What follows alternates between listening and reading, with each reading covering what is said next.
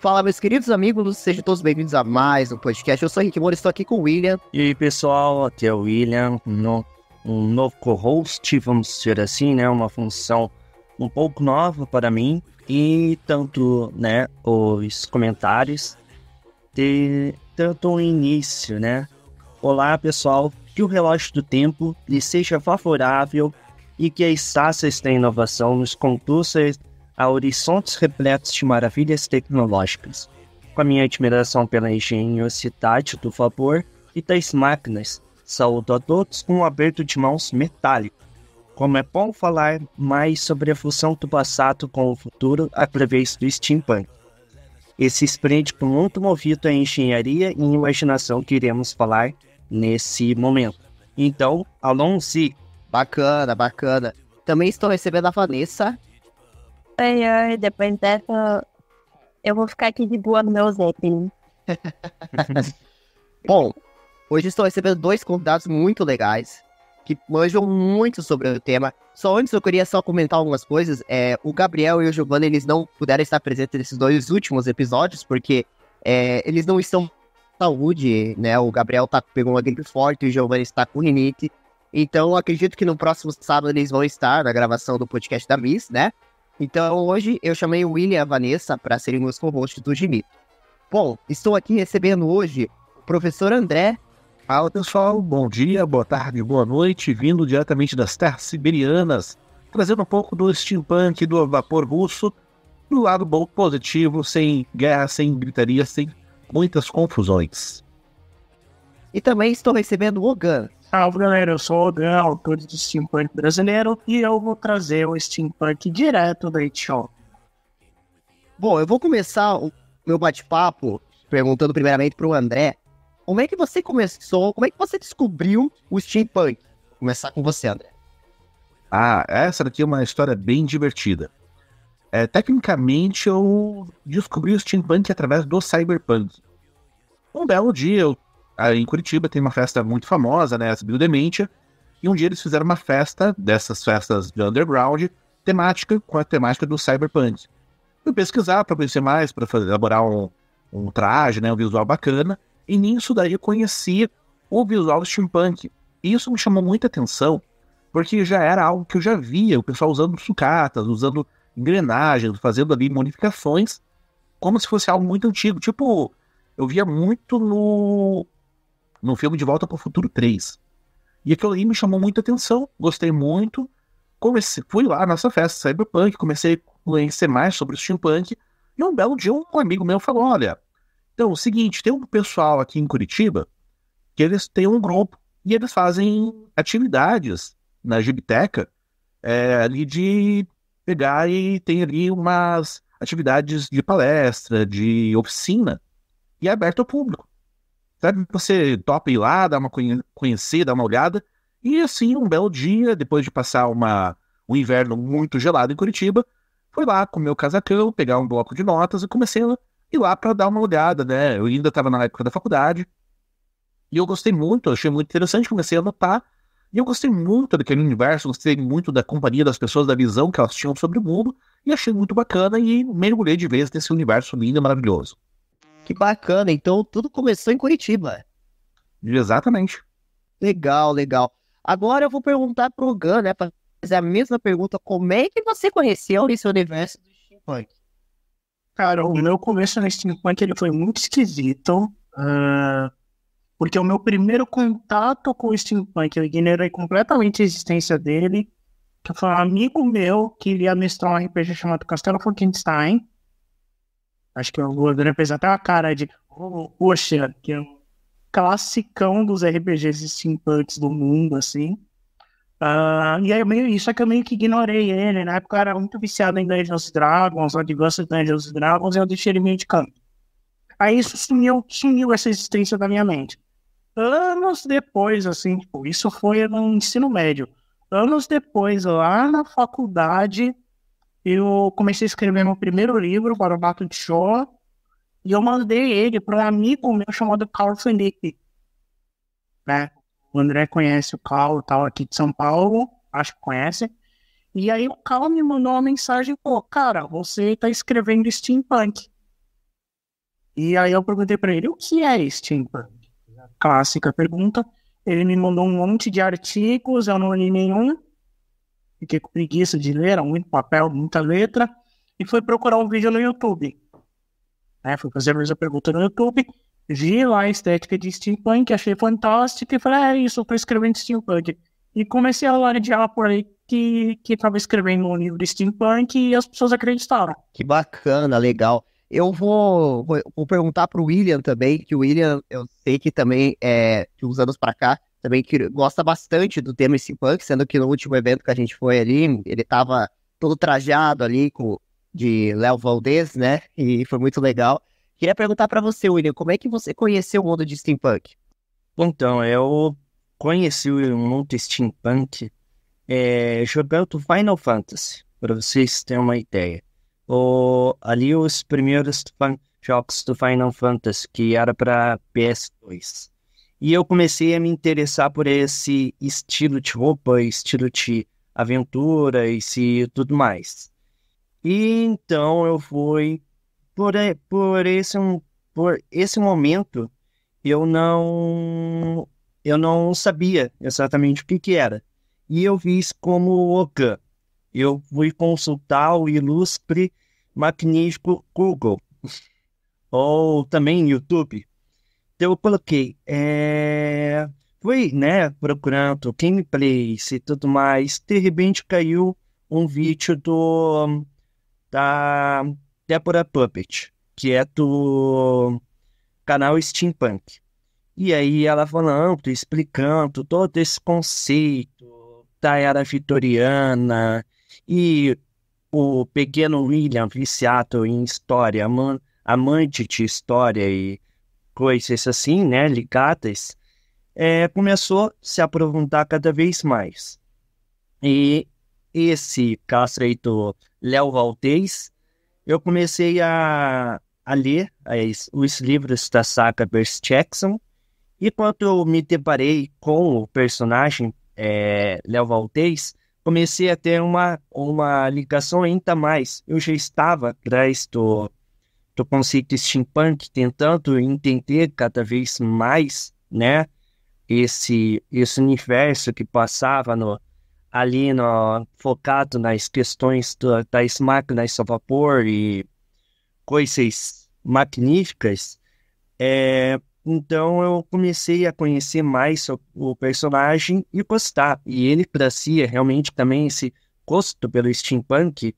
E ele, sendo filho de Hefesto, ele estava envolvido com as questões de montar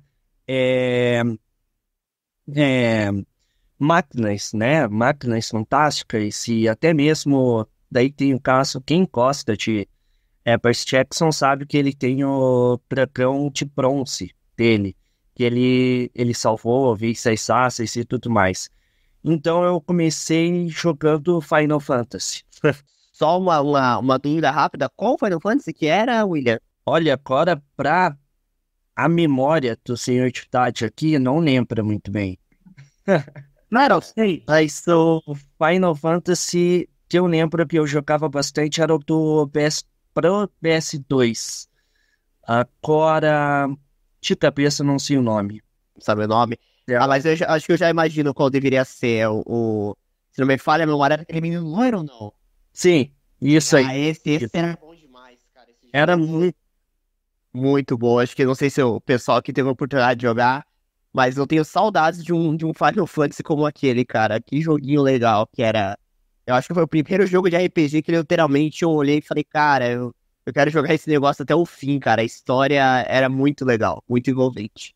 Só uma dica, viu? O Final Fantasy VI de Super Nintendo, ele é mais steampunk que esse, né?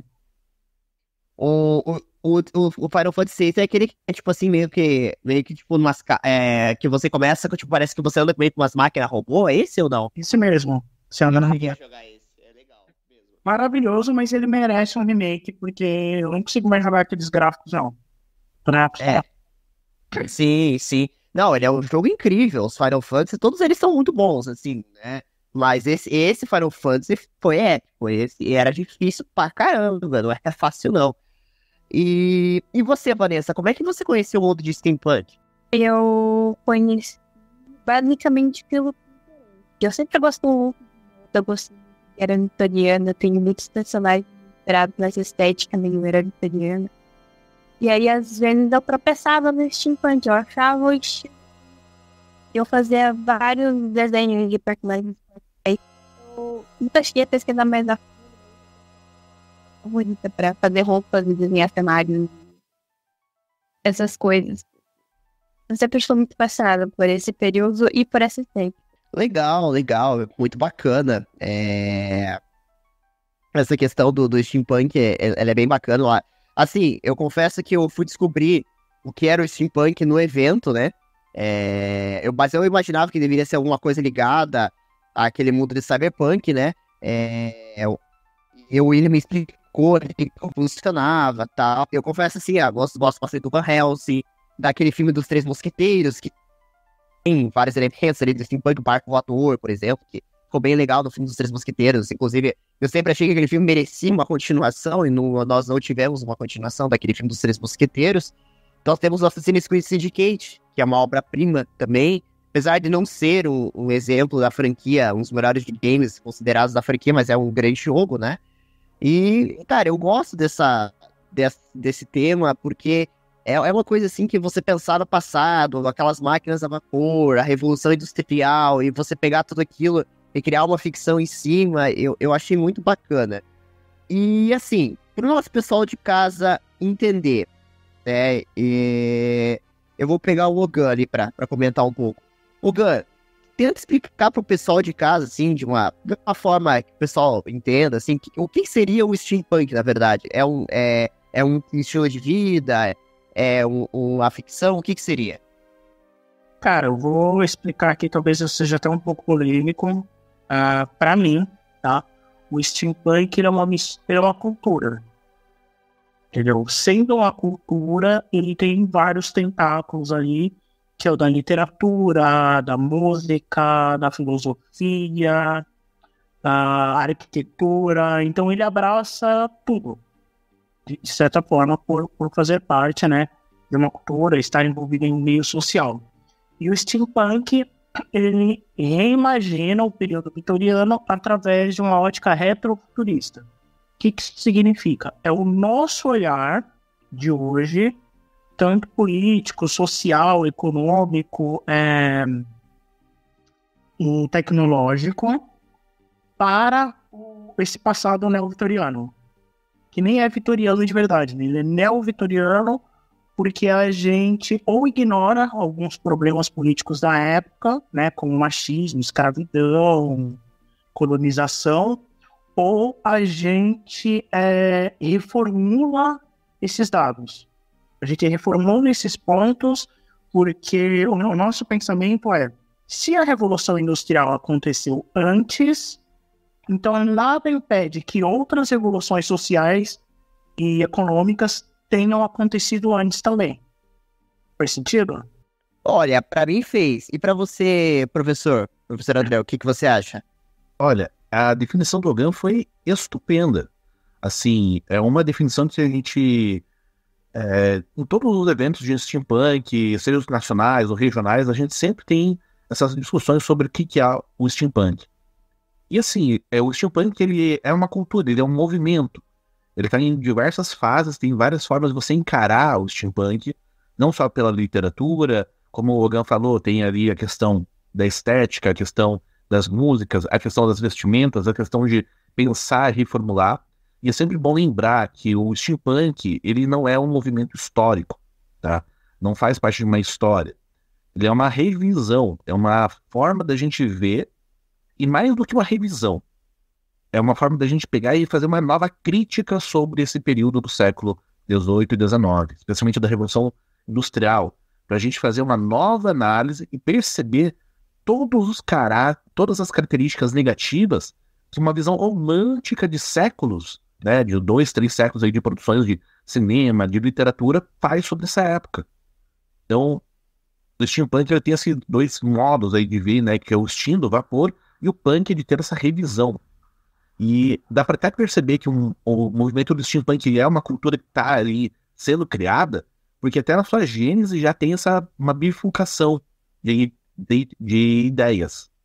Porque tem o pessoal que faz uma releitura do século XVIII, XIX, né, da Revolução Francesa, Revolução Francesa não, desculpem, da Revolução Industrial e das máquinas a vapor da Era Vitoriana, e tem o pessoal que pensa no sistema do steampunk pós-apocalíptico, que vai ter uma guerra e vai acabar com tudo e a gente vai voltar a reconstruir através da tecnologia a vapor. Então já tem essas duas visões. E para tornar tudo ainda mais divertido, tem a galera do viagem temporal, que é o pessoal que imagina do steampunk pós-apocalíptico, e a galera faz uma máquina do tempo e vai pro universo ali da Era Vitoriana e faz as críticas, e faz essa revisão toda. Então, assim, é um ambiente muito legal, muito divertido de se viver, de se conhecer, e tem esse importante ponto ali de tentar ter nossa revisão. Mais do que uma exaltação, mais do que pegar só falar do lado positivo, também deixar claro ali os problemas que passaram por esse momento. Bacana, eu acho que deu para entender bastante, né, que isso que você comentou, professor, foi bem bacana.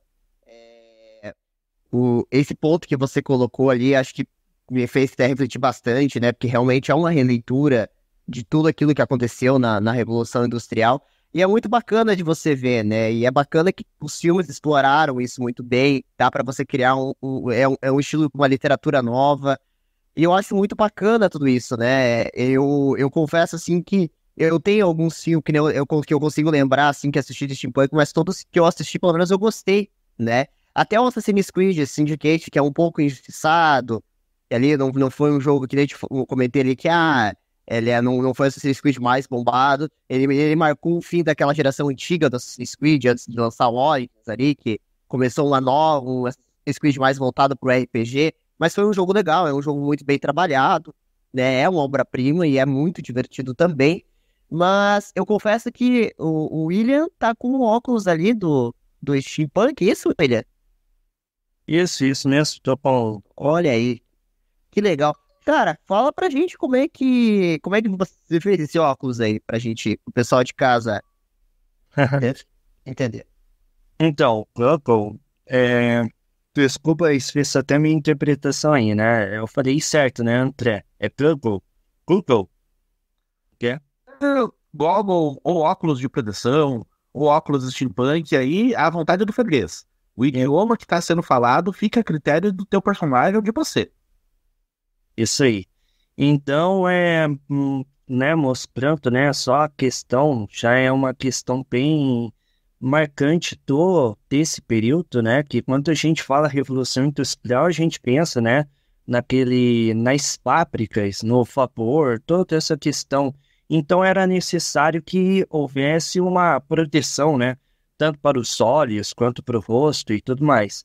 Esse buckle aqui, eu encomendei, né, conquistei, né, graças ao André, que trouxe para mim, eu pedi para ele que eu referei a cidade aqui em São José, procurando esse buckle e não consegui achar. E então eu até, né, trazendo a história, como que eu cheguei a entrar em contato com o André, foi graças a esse buckle aqui. Eu estava atrás disso e não achava na cidade. Eu ia em loja. Teve um dia, teve o fatídico dia que eu saí de casa atrás desse campo aqui, no meio da chuva, para achar finalmente o pontapé das minhas aventuras steampunk. E não consegui. E aí entrei em contato, eu já seguia nas redes sociais o Conselho Steampunk, a loja, né, a loja Steampunk de Curitiba, onde ele era um dos administradores, ADM. E eu mandei lá minha indignação, falei, olha, eu gosto muito, eu estou conhecendo cada vez mais me apaixonando, eu queria fazer um Google e não acho um óculos de maçariqueiro ou coisa assim. Pode me ajudar? Ele, pode, eu tenho contatos, eu tenho como FII, eu posso fornecer para você. Então, maravilha. E conversa vem, conversa vai, né? eu consegui e encontrei como você, né? Peguei algumas stickers e usei para pintar. Ele inicialmente era verde. E usei para pintar esmalte. Para ter uma ideia, é um esmalte na parte aqui da borracha, eu coloquei um esmalte. E ficou bem bacana, assim. Foi ideia do André também de fazer essa pintura para centro, remetendo a quase um tom amadeirado, um tom, né, mais industrial. Então eu fiz por mim mesmo, né? Também montar e ainda tem algumas coisas que eu tenho vontade de elaborar nesse óculos aqui. E eu trazendo nessa questão, é interessante esse ponto do steampunk, que nós mesmos elaboramos todo o visual, todo o conceito, né? É uma questão de encontrar objetos, coisas que você renova, né? Dá uma nova cara a isso. Então, é um conceito bem interessante do steampunk também que eu gosto. Reaproveitar muitas coisas. Então, seria isso. Pô, legal, William, legal, cara, você teve toda essa questão, esse cuidado de você ele pintar para deixar mais parecido ali com o da época e tal. E realmente a gente já viu isso em alguns filmes de Hollywood, né? Eu ia no começo, quando eu te vi com aquele cosplay, parecia um óculos de aviação. Quando você pega lá os filmes mais antigos da Segunda Guerra Mundial, lembrou muito aqueles tipos de óculos, né? Aí, quando você mostrou ali, bacana, legal que o André te ajudou te ajudou a encontrar esse óculos e tudo mais, bem bacana. E você, Vanessa, assim, você já chegou a fazer algum cosplay, alguma coisa de steampunk? Infelizmente não, eu adoraria, porém falta dinheiro. A gente sabe que é um projeto assim que tem um custo, né? Ele tem um gasto e tudo mais. Mas o que você faria assim, hoje, se você pudesse fazer um cosplay? Eu pudesse fazer, eu faria só uma roupinha, tirar muito infante, eu até tenho a ideia na minha cabeça, mas eu não sei. Não sei transmitir em palavras, só em desenho. Eu faria essa roupinha e faria em um evento. E você faria algum quadrinhos de steampunk? Tipo, alguma coisa, ou tipo, por exemplo, você já chegou a escrever alguma coisa de steampunk? Você gosta muito de quadrinhos, desenhar alguma coisa? Isso é meio com inspired aí em algum momento que passa, quando se refere a uma personagem minha chamada X, é a minha personagem que tem toda a estética minha steampunk. Vão ter vários, quando eu lançar, vão ter vários momentos nessa estética quando a Axel aparecer. Legal, legal. E eu vou puxar esse gancho já, vou chamar o Ogan novamente à mesa para conversar um pouco. Ogan, você comentou ali que está escrevendo alguns livros você escreve livros de cultura steampunk. Conta pra gente o que fala esses livros, né? O que você geralmente escreve, uma história de aventura, de ficção, e como é essa história? Dá um spoiler pra galera. Eu comecei a escrever, na verdade, em 2008, quando eu estava no meio da faculdade. E aí meu pai faleceu, né, no meio da faculdade, eu não consegui terminar as minhas obras e fui viver a vida. Fui viver a vida? Aí lá para 2009, 2010, mais ou menos, quando eu comecei a ter contato com o pessoal do steampunk, e eu tive essa conversa com o Carl, né, eu comecei a escrever um romance. Eu queria escrever um romance steampunk não, de fantasia, da mesma forma que o William, eu tinha esse vício em Final Fantasy, né, joguei todos os Final Fantasies. Final Fantasy literalmente salvou minha vida, por um erro quando eu era moleque. Essa é uma outra história longa pra caramba, né? Mas enfim, Final Fantasy salvou minha vida, conheci o steampunk, e aí eu comecei a escrever eu tinha uma garota que eu era meio afim na faculdade, e eu tentei escrever um poema para ela. Eu não consegui e escrevi um conto. Aí numa noite seguinte eu tentei escrever um outro poema para essa menina, não consegui escrever outro conto, e eu percebi que esses dois contos se encaixavam. E foram esses contos que eu mandei pro Carl Felipe, que é do Conselho de São Paulo, e ele falou que era steampunk. E aí eu tive a ideia, cara, vou transformar isso num romance. Consigo, é só escrever mais uns 20 contos aqui, juntar tudo mais ou menos e vai virar um romance.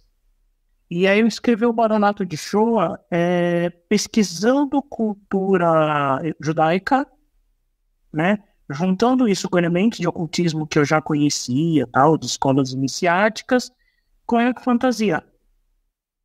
E aí, quando eu fui publicar o livro, que eu consegui um espaço na editora Draco, consegui uma certa visibilidade na época, um conhecido nosso em comum, do pessoal aqui do Conselho Instinto de São Paulo, Raul Cândido, e o Lorde Castellini, eles olharam para mim e falaram, então, cara, você está escrevendo o primeiro romance steampunk brasileiro. Eu fiquei com aquela impressão, não é possível, né? Fui procurar, e até então o Brasil ele só tinha lançado coletâneas. Histórias extraordinárias, acho que o André vai lembrar melhor que eu. História de um passado extraordinário. Da Tarja, né? Isso. E o Yamapor Punk da Draco. Só que o meu era o primeiro romance. E aí, pra não dar mancada, né, não atropelar ninguém, a gente foi pesquisar mais ainda. E tem um romance do Otávio Aragão, eu não sei se ele chama a mão esquerda da escuridão ou a mão direita da escuridão. Tá? Se eu não estou enganado, é a mão direita da escuridão, porque era para ser uma coisa ali com a mão esquerda de Deus, da Ursula Klein. Isso, é esse mesmo, então, é esse mesmo. Que é que ele tem elementos de steampunk, né? Ele é meio vitoriano, tem uns elementos de tecnologia steampunk lá, mas ele não é pensado na estética, enfim, tem um detalhezinho ou outro lá. E o próprio Otávio nunca se considerou um escritor de steampunk. Aí eu fui lá e sentei na cadeira. Falei, não, dá a cadeira aqui pra mim que eu quero. Aí 2 anos depois eu lancei a continuação, que era a Máquina do Mundo, né, que era a continuação direta, e depois eu lancei o Crônicas da Cabala em contos cortados.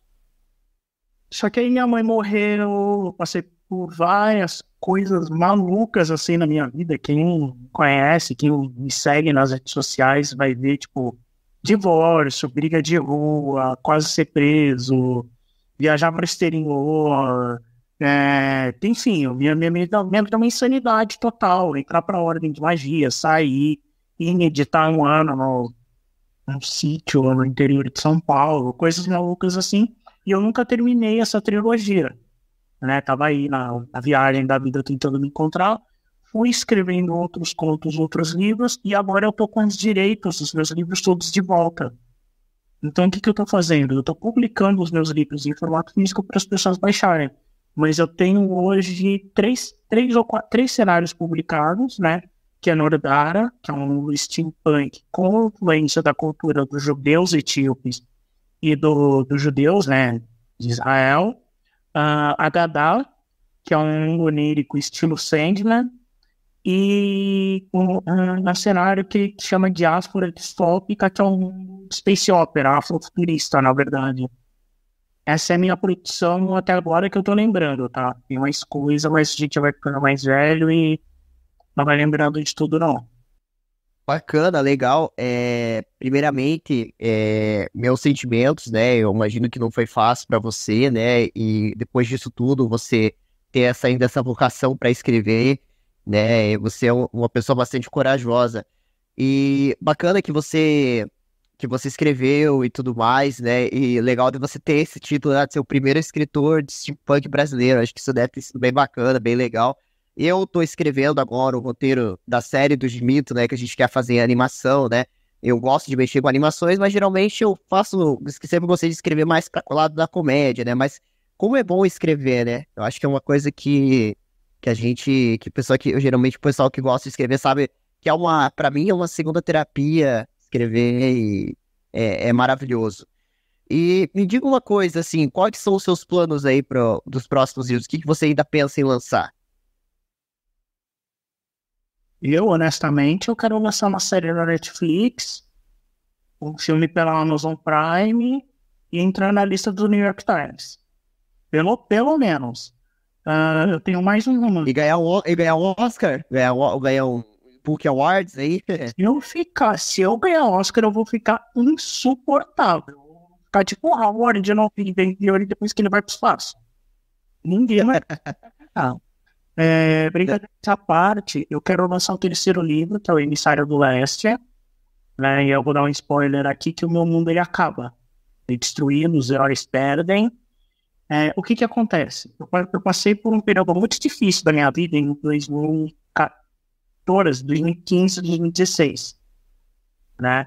E esse período me fez eu me reconstruir como pessoa e questionar inclusive o steampunk. E aí, nesse período, eu conheci um outro movimento americano que chama steampunk. Tá? O que é o steampunk? O steampunk é uma crítica ao steampunk. Por quê? Porque, como o professor André falou ali no começo, o steampunk, na teoria, é para ele ser vapor e rebeldia. Né? Ele faça você mesmo, crítica social.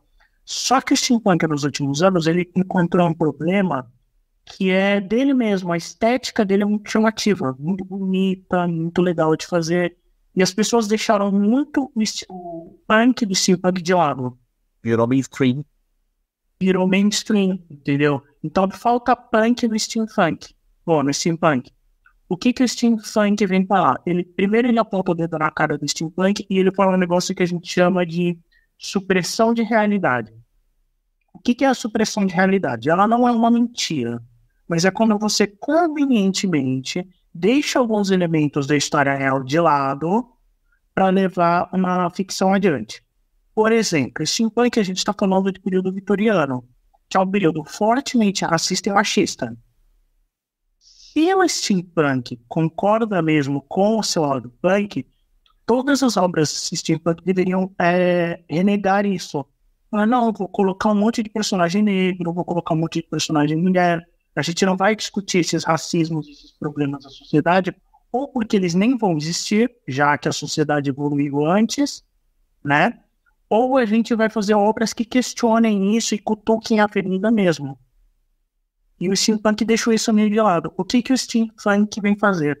Tá bom, vocês conseguem imaginar dragão, espada, elfo, aparelho voador, computador e dirigível. Mas vocês ainda colocam o negro como personagem mágico ajudante do principal. Vocês ainda colocam a Elcinha para ser salva pelo homem branco, cis, heróico. Vocês ainda fazem que a África seja um continente escravizado. A gente vai questionar isso aqui. Então, no steampunk, a África nunca foi escravizada. No steampunk, as sufragistas conseguiram os direitos das mulheres antes do planejado. O que isso causa socialmente na sociedade vitoriana? O que isso causa nas nossas histórias? A história do professor André também é maravilhosa, né? O livro dele é fantástico. Eu acho um pouco fantástico, faz muito tempo que eu li, desculpa, André. Ele logo quando saiu. Não vou lembrar totalmente dele agora, mas a gente precisa. E por que toda quanto steampunk vai se passar na Inglaterra? Quando a gente fala de período vitoriano, a gente está falando de uma época de tempo, de 1800, sei lá, 1824 até 1908, mais ou menos. Tá? De 1812 ali, que começa com a educação da Rainha Elizabeth, da Rainha Vitória, até 1901, quando ela morre. Exato, entendeu? Então, a gente está falando desse período no mundo, não desse período na Inglaterra. Vamos trazer o resto do mundo para a mesa? O grande problema do steampunk é esse. A gente tem um recorte temporal que as pessoas entendem como um recorte geográfico. E não é isso. O steampunk é algo mundial. É algo muito interessante. E é engraçado também, quando a gente, até aproveitando, desculpe cortar você, Ogan, mas assim, é legal que esse movimento do steampunk, que é uma questão de você pegar e apontar as críticas ao steampunk já mainstream, já pasteurizado pela grande indústria, é legal ver quando você pesquisa sobre o movimento do steampunk em outros países e outras regiões. O movimento do steampunk no Japão é algo sensacional. Com a revitalização da era Meiji, que eles já têm vários programas de encarar essa época ali, um choque de cultura. Foi a época que o Japão foi praticamente arrombado pelas nações europeias para fazer parte do grande mundo. A gente vai ter um movimento de steampunk muito interessante também na Índia, com a questão que eles vão rever o passado deles quando eles foram incorporados na marra ao Raj, né, ao Raj britânico. A forma como o steampunk, como o movimento indiano entende o universo steampunk como uma forma de você pegar e escancarar que a Inglaterra foi uma das maiores narcotraficantes da história, que usaram praticamente a Índia para produzir ópio, para encher a China. Até a própria forma é difícil de encontrar, mas tem um steampunk chinês muito interessante que eles fazem sobre a questão de reinterpretar a época do Império Mongol, tentam recuperar esses traços. A gente vai ter movimentos bem legais de steampunk nos países de cultura portuguesa na África. Angola, Moçambique, vai ter ali o movimento de autores que vão começar a produzir, que vão iniciar também, vão incorporar elementos do afrofuturismo, que o Logan manja muito mais do que eu. Então, isso é importante a gente frisar sempre, que é um movimento mundial, que é para a gente fazer uma crítica a todo mundo, e não só a uma Inglaterra branca, que mulheres usam saia, homens estão de bengala e chapéu a todo instante, e meu Deus, todo mundo é lorde, todo mundo é senhora, e a galera que trabalha é ignorada. Exatamente, entendeu? Enfim, só para eu terminar o ciclo do Baronato, eu tenho o terceiro livro, eu passei por tudo isso e eu decidi reescrever o Baronato por um ótica steampunk. Só que eu não queria que eu só reescrevesse e entregasse para as pessoas. Gente, está aqui o reboot, a gente fez os livros. Então, o que eu faço? Meu terceiro livro é o meu processo de autodestruição. É aquilo que eu passei na minha vida, de ver um monte de gente que eu gostava e amava morrer, um monte de gente ir embora, gente que eu amava me traiu, né, me esfaqueou pelas costas, e eu coloco isso no livro, claro, de uma forma simbólica, né, e o livro, desculpa, André, vai ser spoiler, e o mundo é destruído. Então, eu não vou falar como, não vou falar onde, mas o mundo é destruído e ele é reconstruído. Entendeu? E tem um personagem que sabe. E aí, quando a nova história começa, que é o quarto livro, você é meio que esse personagem vendo as coisas se repetirem, só que um pouco diferentes, e você tentando fazer com que aquilo não se repita. Porque você viu onde vai chegar. E aí tem um segundo ciclo de livros, que são mais outros 3 ou 4 livros que foram a saga inteira. E aí, dentro disso, eu criei um monte de romance fix-up, né? O romance fix-up é aquele romance que ele é composto por vários contos, né? Os contos, eles são independentes entre si, eles podem ser lidos de qualquer ordem, mas ele tem alguns elementos em comum que conectam uns aos outros. Tipo The Witcher. Tipo The Witcher. Você consegue ler qualquer um dos livros, consegue ler qualquer um dos romances, você vai entender, né, a história geral, mas você não precisa ler numa ordem cronológica. Tem que ler o A, B e C. E a ideia também é brincar com vocês, leitores, de fazer vocês ficarem se matando, depois de falar, cara, eu acho que a ordem é essa aqui, eu acho que isso acontece antes disso. Legal.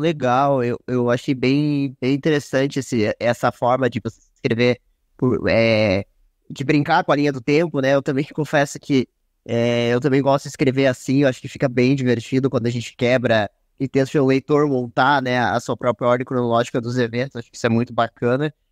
E, bom, vocês estavam comentando ali sobre a questão dos livros. Antes de montes, mais uma pergunta. Os estão disponíveis no Kindle, esses livros? Os meus, eles estão no Kindle em formato digital e na Wiclap por formato físico. Formato físico, legal. Em alguns eles estão na ordem, tá?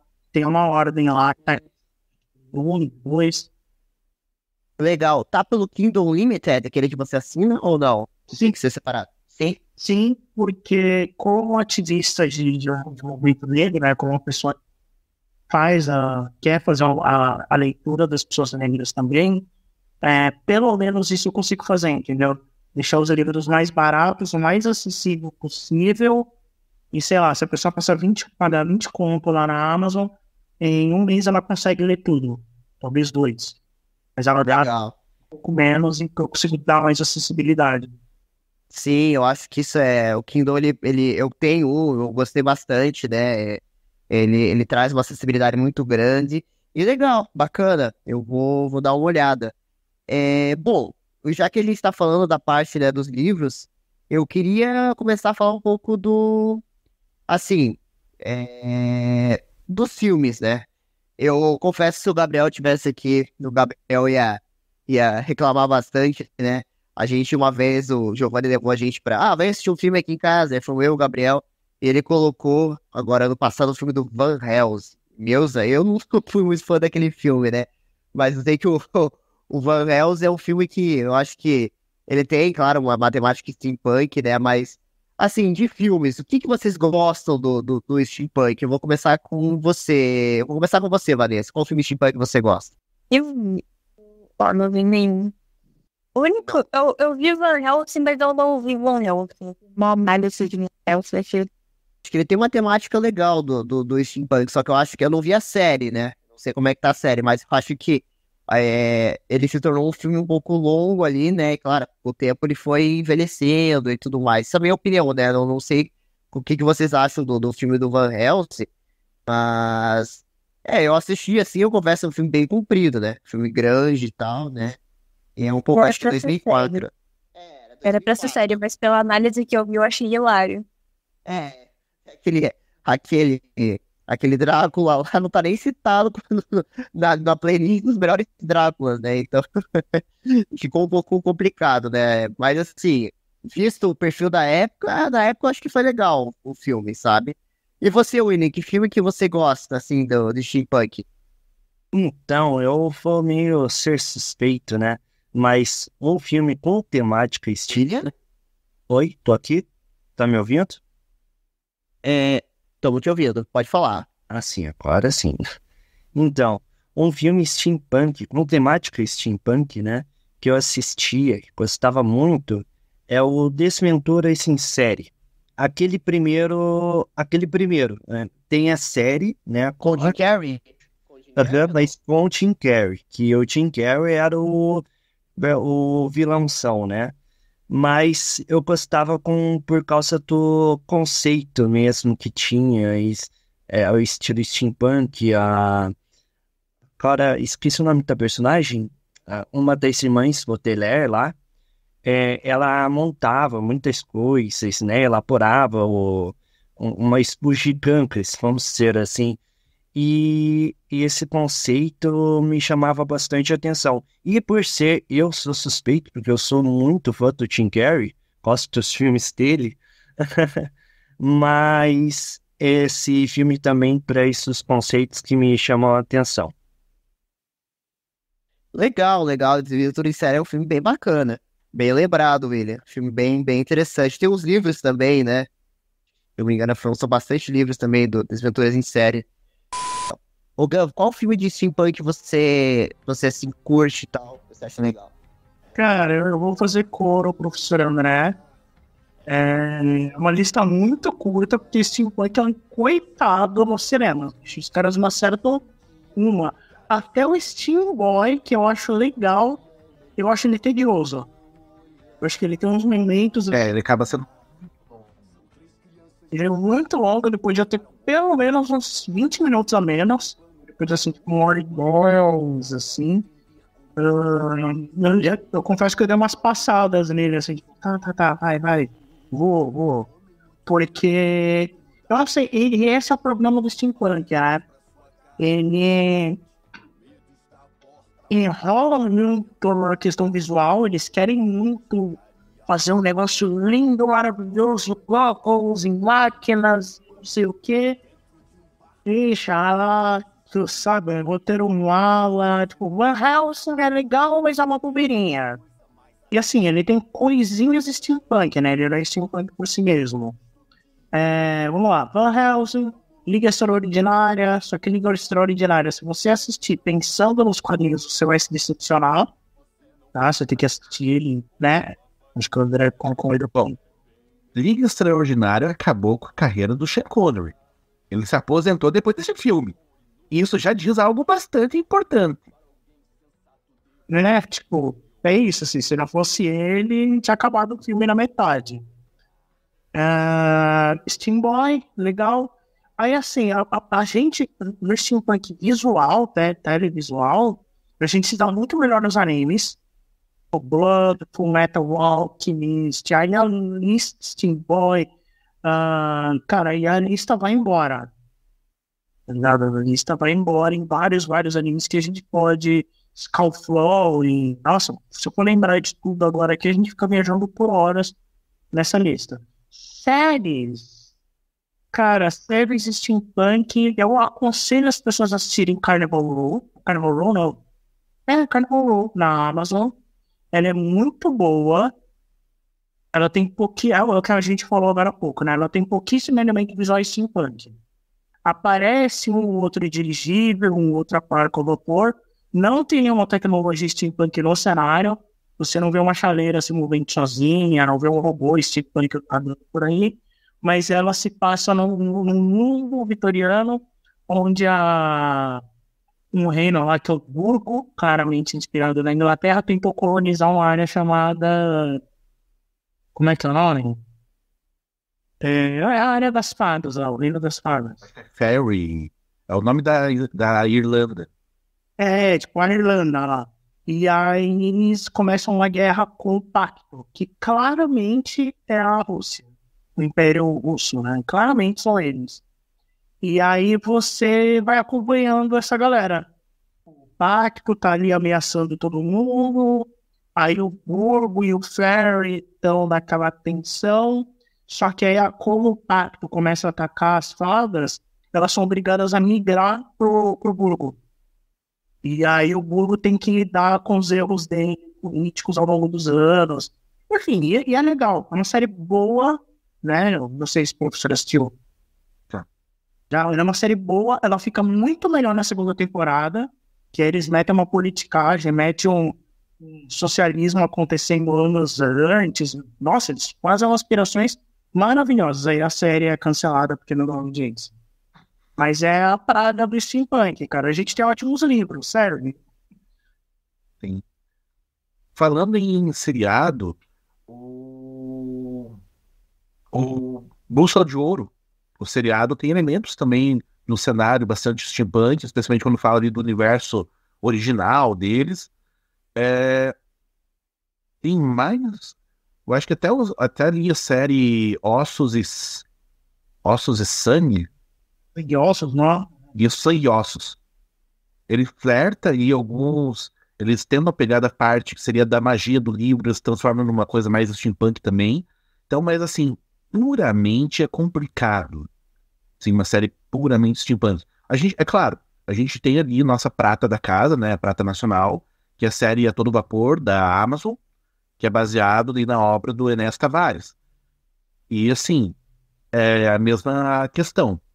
Eles conseguem manter um ótimo visual e eles conseguem manter muitos elementos legais aí do texto porque o próprio autor estava participando da formulação. Então eles conseguem manter ali um problema. Só que tem aquela questão que é lindo visualmente, tem uma mensagem interessante, só que tem baixa procura. O pessoal tá vendo às vezes muito mais pirateado do que vendo ali a produção. E daí acaba até dando um problema, porque como foi feito em sistema de guerrilha, o próprio pessoal da produção investiu o dinheiro, conseguiram um acordo e aí não estão conseguindo reverter isso para fazer uma segunda temporada, para ter um investimento. Então assistam aí, pessoal. Aproveitem aí a série, assistam, curtam. Série brasileira, feita com autores nacionais, com pessoal nacional, com produtores nacionais, galera aí pessoal que o Logan conhece, o pessoal que sempre tá nos eventos, participando. E é isso aí. Jabá pronto, jabá feito.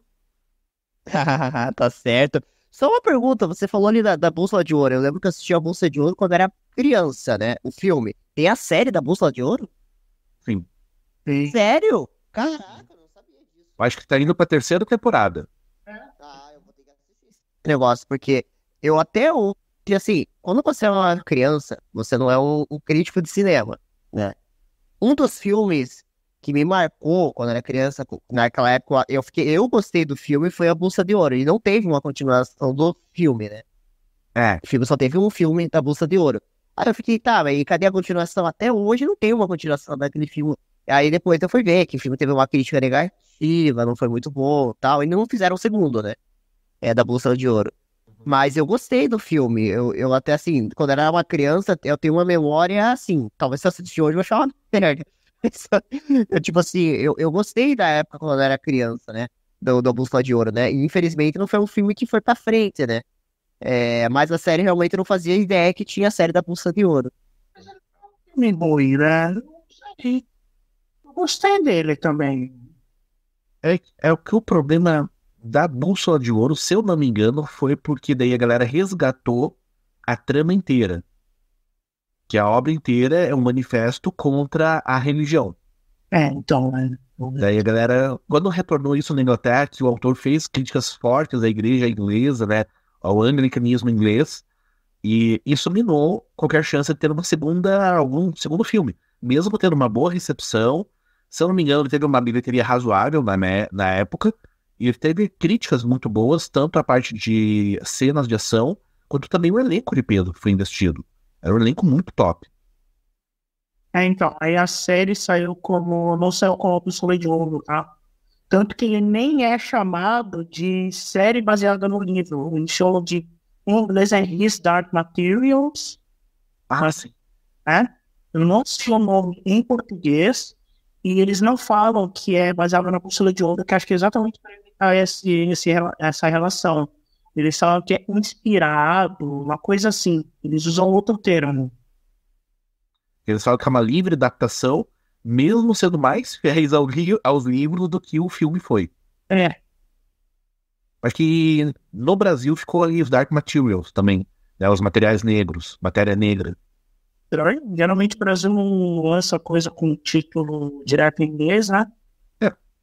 Porque eu acho que para fazer a tradução, se eles justamente não querem justamente tirar essa parte ali de ligar com a Bússola de Ouro.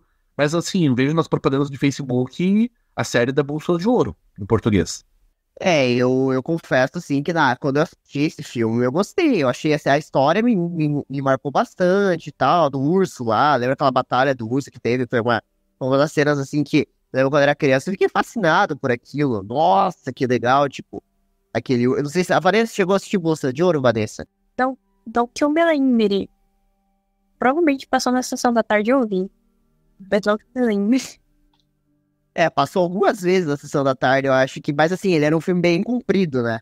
Tipo, a Sessão da Tarde era só, sei lá, uma horinha que os caras tiveram cortavam praticamente metade do filme. Mas era legal. É difícil. Gostava, assim. Os caras vamos cortar, o Piratas do Caribe fazia em 45 minutos, né? Isso é complicado. Tipo, Piratas do Caribe era uma parada que na Sessão da Tarde, mas não é esse filme aí, cara. Piratas do Caribe praticamente quase 3 horas de filme lá, os caras fazem, já acabou, já. Legal. Mas é uma coisa assim, né? Mas a Bússola de Ouro era legal. Eu confesso, assim, que se tivesse uma continuação. E outro filme que também tem uma cultura steampunk, que, olha, eu acho que esse filme foi injustiçado. Eu acho que se não colocassem os Três Mosqueteiros, tinha dado certo, porque o filme, cara, eu gostei daquele filme de 2011, Os Três Mosqueteiros. Eu não achei ruim, eu achei legal, achei divertido. Achei assim que, claro, é um filme limitado, mas, é legal, era legal o barco voador lá, né?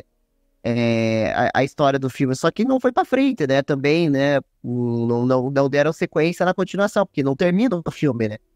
Ele termina ali e tal, dando um spoiler que vai ter um segundo filme, e não teve o segundo filme, né? Sim.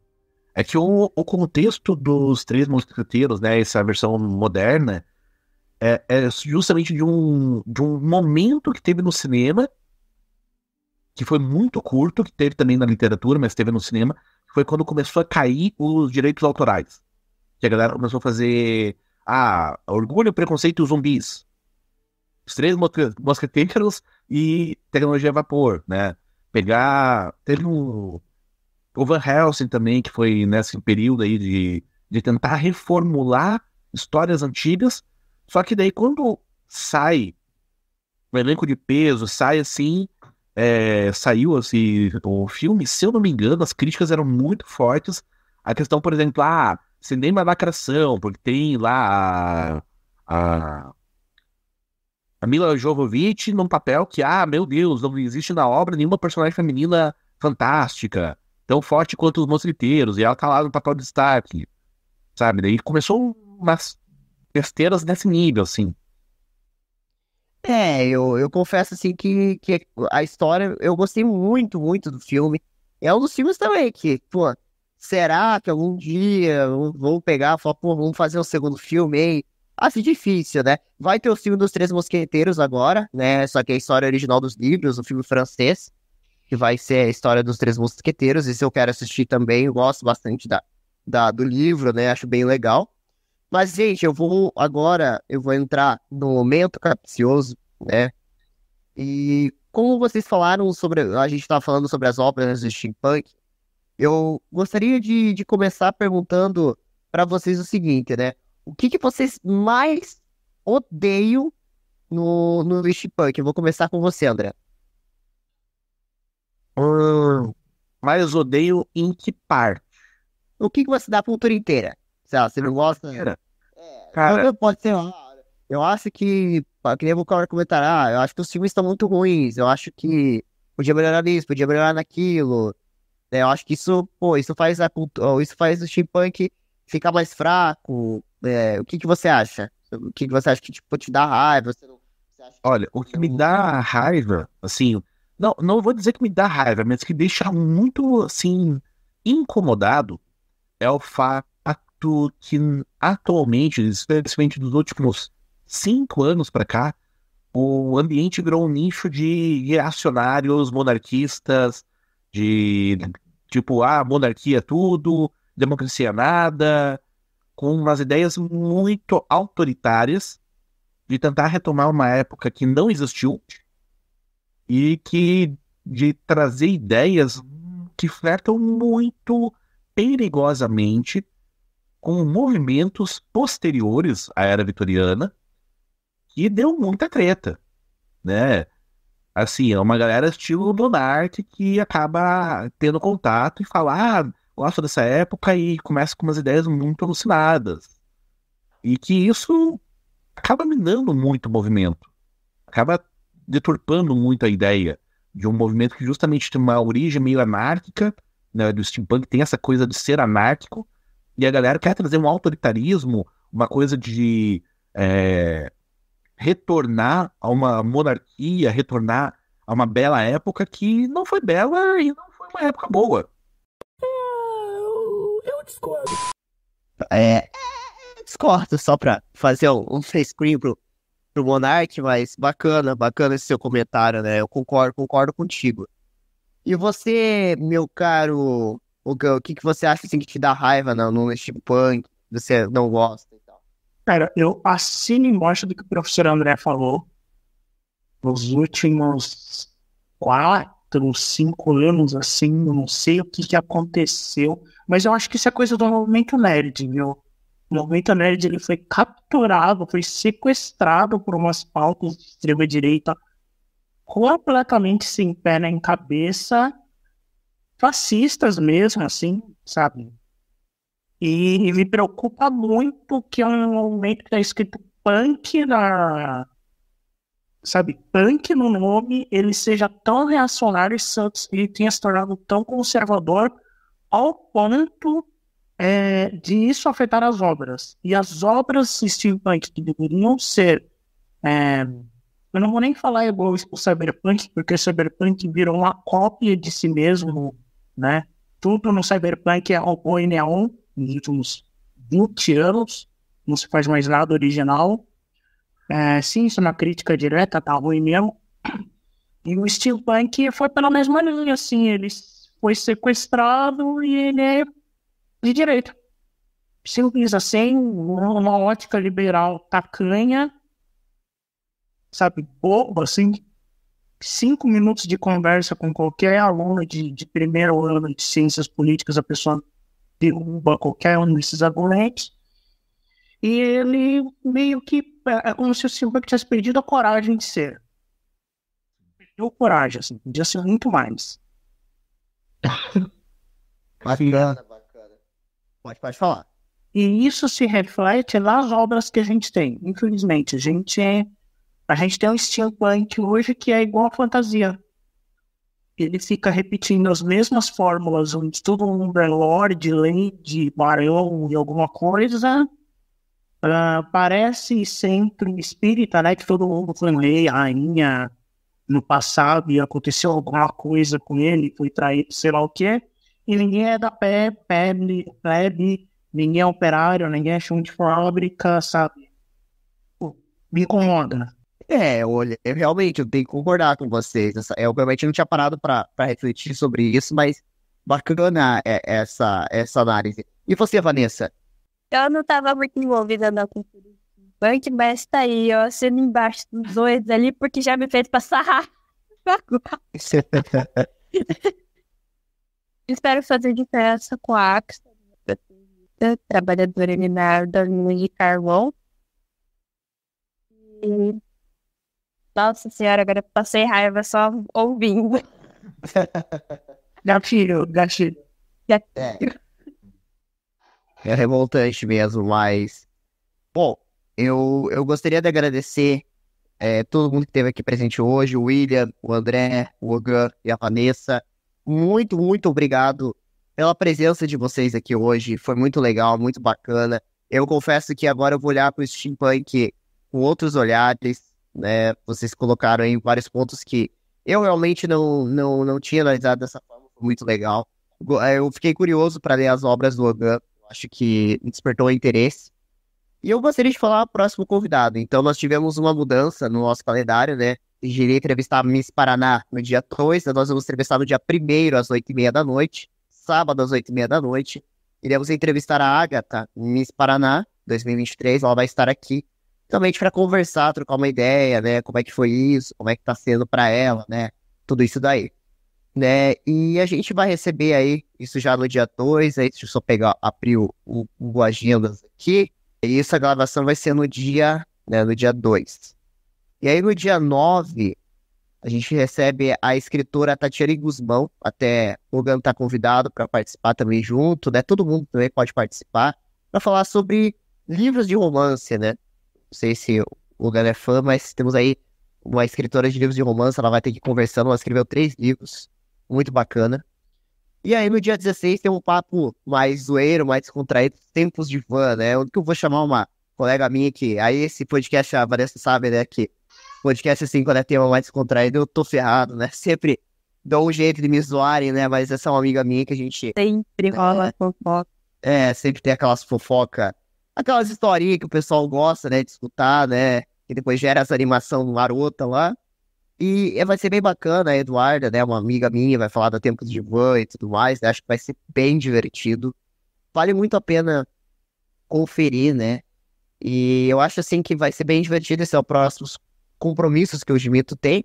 E mais uma vez quero agradecer a todo mundo que tá aqui presente, ao André, ao Logan e à Vanessa, ao William também, que teve que sair um pouquinho mais cedo, que esse podcast foi muito bacana, muito legal. Provavelmente a gente vai ter mais podcasts sobre steampunk. A gente já tem podcast sobre Cyberpunk aqui, só que mais focado para falar do jogo em si, né? Que também gerou muita polêmica quando foi lançado. Mas é isso, gente. Vamos ficando por aqui. Até a próxima. Hello. Falou. Falou. Obrigado, André. A gente se vê em agosto, hein? Opa, nos vemos lá.